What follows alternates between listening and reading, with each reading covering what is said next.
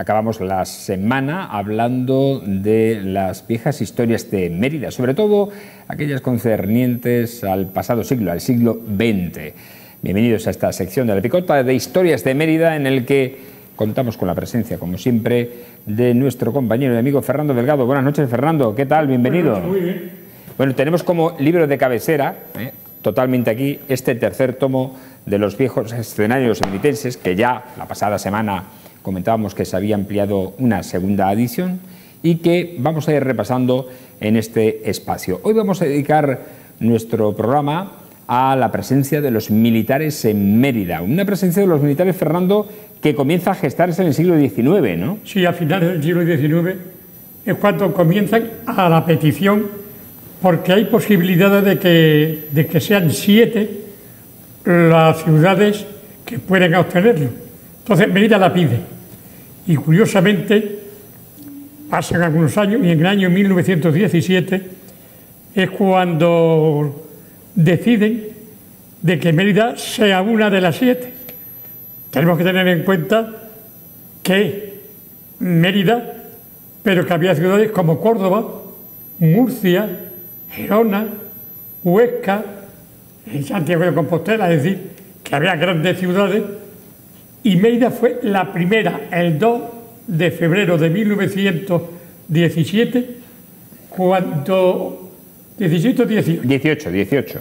El 18, cuando deciden que sea nombrado de manera oficial por el Ministerio de la Guerra. ¿Y quién hizo ese ofrecimiento al ministerio? Ese ofrecimiento fue Román García de Blanes y Pacheco, que ofrece el cuartel en su propia casa, digámoslo así, que es en lo que le llamamos hoy día el Carrolón de los Blanes, que todavía, si pasamos por allí, se ve el símbolo de artillería, y era entre la calle Vespasiano y Marquesa de Pinares. Eran aproximadamente unos 25.000 metros cuadrados. Y ya el 12 de febrero del 18 fue cuando se hace de manera oficial el hecho. Y el ayuntamiento emeritense le compra un motor de 3 caballos para que puedan tener luz los soldados. A una empresa de Mérida, por cierto. Se lo compra una empresa de Mérida. Una empresa de Mérida, claro, sí. Los emeritenses, digamos que se volcaron con los primeros soldados que vinieron hasta el año 21, que se va al campo de San Juan. Pero vamos a detenernos un momento ahí, Fernando, porque tenemos en la imagen del precisamente de la Picota al teniente Flomesta. ¿Quién fue el teniente Flomesta? El teniente Flomesta ya fue en el año 21, En ese 21, vale. Ya en el nuevo. Este era un teniente, Diego Floresta, era un teniente, el primer teniente que sale de la academia y se viene a Mérida. Digamos que fue el primer alto mando, ¿no? El primero. Hombre, muy alto mando no era porque era alférez, teniente. Pero era el primero. Y estuvo en Mérida. Pero al poco tiempo lo mandaron a Murcia. De Murcia lo mandaron a Marruecos. Y en Marruecos lo capturaron en una batalla y se murió de hambre. Y le concedieron la laureada de San Fernando a título póstumo y le pusieron la calle del cuartel, se la pusieron a su nombre, que está todavía. Por ese motivo, ¿no? Sí.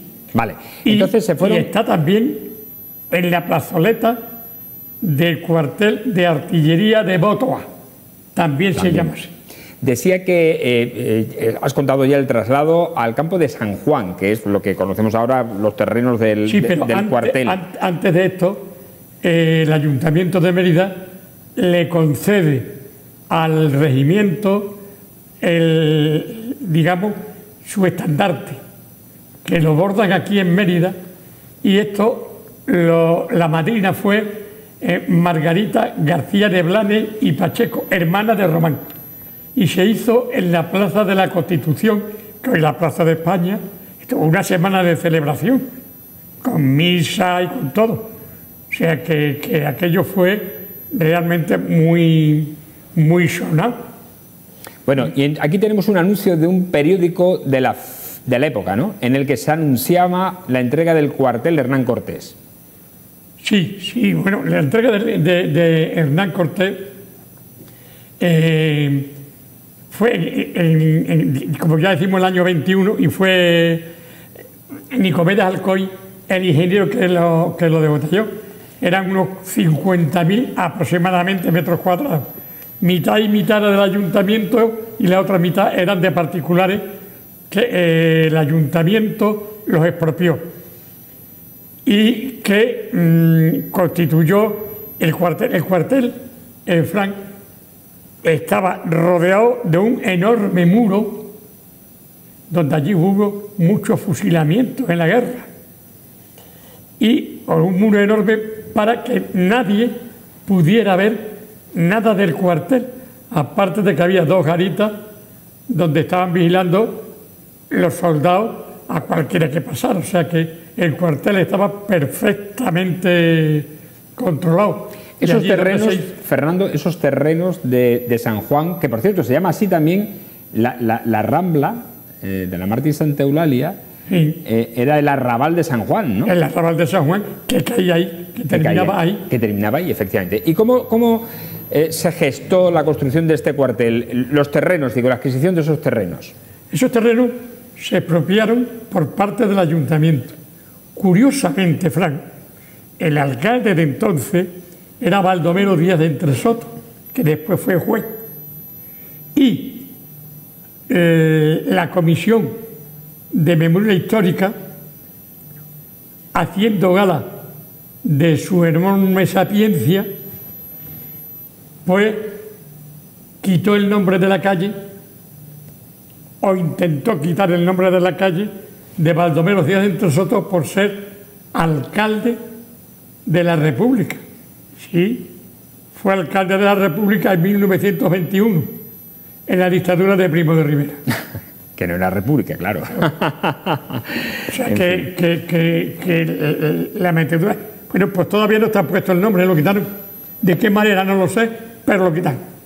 Y todavía no está puesto el nombre, sé por parte del ayuntamiento que lo van a poner. Bueno, además es justo. Fernando, estamos viendo imágenes del interior del cuartel porque tenía casi 40 barracones, ¿no? Sí, 40 barracones, había de cocina, había también... Hicieron unos cuantos que costó 500.000 pesetas para los oficiales y suboficiales. Tenéis que tener en cuenta que aquello de oficiales y suboficiales era exquisito, ¿eh? Que en la fiesta los oficiales iban por un lado y los suboficiales por otro. Es decir, cuando se celebraba... Y la tropa por otro, ¿no? Y la tropa por otro. ¿Eh? Y la tropa por otro. Vamos, la tropa iban por su cuenta, digámoslo así. Pero vamos, por ejemplo, en el círculo emeritense y en el tiro de pichón iban los militares con graduación, los oficiales. Y los suboficiales iban al liceo. Cada vez que veía, estamos hablando de la festividad del día 4 de diciembre de Santa Bárbara. De Santa Bárbara, que ahora después hablaremos. Pero Fernando, antes de nada, estamos viendo la fotografía del comedor del cuartel Hernán Cortés en imagen y me llama la atención poderosísimamente algo que tú has destacado ya en alguna que otra picota, que es la azulejería maravillosa que tenía el cuartel y que al final se fue al desastre. Tiene una azulejería en todos los muros, ¿verdad? Muy bonita. Era preciosa. Está en el cuartel de Voto. ¿Se la llevaron allí? Se la llevaron allí. Lo que es la entrada. La entrada. Con todos los azulejos y demás, está menos mal, por lo menos se ha salvado. Cuando eso era, nunca debería haberse ido de ahí, que había 2 cañones en la entrada y esa entrada nunca debió irse de ahí. Era importantísima, digamos, para Mérida, para la ciudad de Mérida, que se nos van los recuerdos. Y mira, tengo que decir que gracias a este libro y gracias a otros que han hecho también algunos otros compañeros, hemos podido conseguir que se conozca la vida y milagro del cuartel de artillería de Mérida, que estuvo desde el año 17, cuando comenzó exactamente del 2 de febrero del 18 hasta 1977, me parece, que es cuando se va ya de Mérida. La verdad es que a mí me resultó muchísima pena. Por cierto, no fue la única vez que se fue en el 97. Hay que decir... Bueno, en el año 31... Ahí estamos, en la República lo eliminó, ¿no? En la República cerró el cuartel por mando del alcalde de Mérida, que se llamó al cuartel, se llamó el Arca de Noé, porque allí estaban las casas de los maestros, había escuelas, estaba el instituto, estaban los bomberos, es decir, había muchísimas cosas allí en el cuartel, y a través de su alcalde, que después en el año 39, en el año 40 exactamente, vino otra vez los artilleros a Mérida hasta el año 77 que se cerró. Pero fue General Varela, ¿no?, el que lo recuperó. El que lo recuperó fue General Una vez Varela, acabada la guerra civil. en el año 40, sí. Y en ese periodo hubo múltiples usos para ese cuartel. Tienes que tener en cuenta que estamos hablando de los años 40. A los años 40 estaba la gente pasando hambre. Perdón. Estaba pasando hambre hasta el punto que los soldados llevaban al puente romano los tanques y demás, que tenían que ser de vez en cuando, y no volvían al cuartel porque les faltaba gasolina. Y entonces se tenían que quedar por la noche allí como guarnición porque no tenían. O sea, pasaron momentos, en los años 40 se pasaron momentos muy difíciles en Mérida, precisamente por eso. Bueno, vamos ahora a la festividad, porque la festividad has hecho referencia de Santa Bárbara, patrona el día de Santa Bárbara, del cuartel Hernán Cortés. Era una fiesta muy arraigada en la ciudad de Mérida. Sí, empezaban el día 3 de diciembre, el día anterior a Santa Bárbara, se tiraban cohetes, se soltaban globos. Había una diana floreada, ¿no? Sí, y además, unas veces en el hornito, es decir, en la iglesia de Santa Eulalia, y otras veces en la Plaza de España, había una parada militar. Estamos viendo la fotografía ahora mismo, en el Palacio de la China. En el Palacio de la China se estaba muchísimas veces, y además los artilleros, muchos eran de Mérida, y ya te puedes imaginar, aquello estaba a tope de madres, de novias y de baby en pasta. Además, yo los vi muchísimas veces, ¿sabes? Porque algunos de ellos eran amigos míos, como Chico León, Angelito Gil y Fulgencio. Y la verdad es que era digno de verse aquello. Y después tenían una festividad enorme. Ya decimos que en el disloque, que después fue del Frente de Juventudes, el disloque era el Cinema Club, que estaba al lado del templo de Diana, que por desgracia se ha quitado. Lo han destruido totalmente para ponerle allí una buena pila de hormigón. En fin, eso es una cosa particular mía que no me ha gustado nunca y lo seguiré diciendo hasta in século en século. Pero bueno, hay que decir se hizo, y allí es donde iban los militares a bailar y demás. Después, hombre, hay que destacar dentro de los militares a los comandantes Periáñez, a Jorge Torres, a Madera, algunos de ellos que eran muy de Mérida. Jorge era de Cataluña, pero vino aquí a Mérida, vino como capitán y terminó como general. Gracias a Dios todavía vive. Se casó con una íntima amiga mía, con Mari Carmen Estrada, y iban los suboficiales, como te he dicho, a los bailes correspondientes al liceo, y los oficiales al tiro de pichón y al círculo emeritense. Tienes que tener en cuenta, Fran, y nuestros espectadores, que todavía existe eso, que esto no ha pasado. Estamos en el 2024 y los oficiales van a un sitio y los suboficiales a otro. Y tú y yo lo hemos comprobado. Cuando hay una festividad en el cuartel de la Guardia Civil de Tráfico, cuando se toma el vino, que tú y yo hemos ido alguna vez y estamos invitados para ir este año al que se celebra aquí en Mérida para toda España, y los oficiales van a una sala y los suboficiales van a otra. O sea que todavía lo de el rango manda. La escala manda. Subsiste. Bueno, tenemos ahí el programa precisamente de las actividades que se celebraban en este día de Santa Bárbara, patrona de artillería además, del cuartel, que lo organizaba el propio cuartel, ¿no? Esa festividad, ¿no? Además había corrida de toros y había un camión que después se recuperó, que le llevaban la pepa, que era el que retiraba a los toros, y hacían teatro, hacían... Uno de los Galiardo estuvo haciendo el servicio militar en Mérida. Juan Luis Galiardo, el actor. Y él intervino en muchas ocasiones, el tiempo que estuvo, ya se destacó aquí haciendo teatro y haciendo funciones en el cine María Luisa y Teatro María Luisa y en otros sitios. O sea, la festividad de Santa Eulalia era tan importante Santa Bárbara. Que todos los demás. Claro, tienen en cuenta que entonces no existía la Constitución, por lo tanto era el día 4, el día 8, el día de la Inmaculada y el día 10 de Santa Eulalia.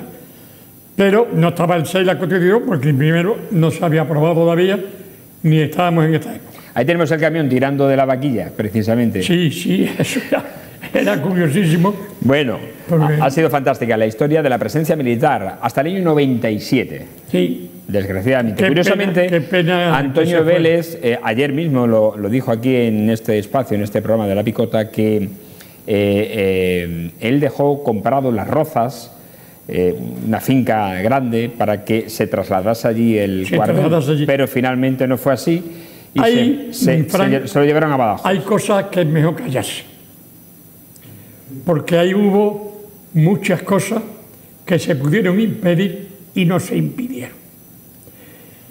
Y no quiero dar nombre, ni se me ocurrirá, nunca.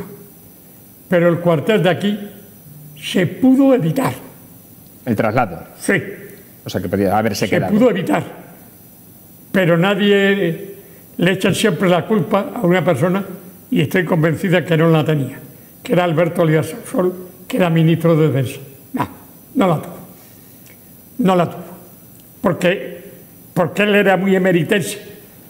Y siempre estuvo en Mérida y siempre se volcó en Mérida. ¿Y quién tuvo la culpa? Gracias a él, Fernando, se abrió definitivamente, cuando era ministro de Sanidad, el hospital. El hospital. Cierto. Gracias a Alberto Elías Sausol. Y me consta porque yo estuve presente. Te iba a decir, Fernando, que quién fue el que culpable de esa decisión. ¿El culpable de la decisión de que se trasladara el cuartel? No lo puedo decir. No lo puedes decir, bueno. No lo puedo decir, primero porque no tengo pruebas. Aunque si uno empieza a investigar, las encuentra.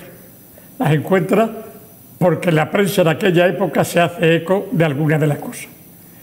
Pero prefiero no decirlo porque hay personas que todavía viven, que están en Mérida y que no hicieron prácticamente nada o incluso empujaron para que se fuera. Y esto fue una pena, a mí me dio muchísima pena. Yo era muy amigo del coronel Carrasco, muy amigo. Y yo no había jurado bandera, porque cuando fui al servicio militar, a los 14 días, tuve una enfermedad muy grave y me ingresaron en el hospital militar de Badajoz y estuve 6 meses, que normalmente se está 15 días, una semana. Yo estuve 6 meses y estuve muriéndome. Estuve a punto de morirme. Y no pude jurar, naturalmente, y me dieron por inútil temporal. Hasta con los años ya me dieron por inútil total, pero le dije a Carrasco que a mí me gustaría jurar bandera. Y como mi hijo Adolfo estaba haciendo el servicio militar allí, y bueno, Fernando también lo hizo aquí, en artillería, juré bandera con mi hijo. Qué bonito. Aquí en Mérida. Sí, tengo además la fotografía de ese momento. Cuando juré bandera. Muy bonito. Pues así acabamos estas historias de Mérida, que hoy le hemos querido dedicar al repaso de la presencia militar en Mérida, del que fue el entonces cuartel de artillería Hernán Cortés. Y toda esta información la pueden encontrar en este tercer tomo de Viejos Escenarios Emeritenses, que está perfectamente documentado. Fernando, nos vemos. Nos vemos. Que tengas una buena semana. Igualmente. Este es el último programa por ahora de La Picota, hay que decir, porque iremos haciendo algunos programas salteados durante el verano según la necesidad informativa lo requiera. Pero en cualquier caso, la temporada se acaba aquí. Buenas noches y feliz verano.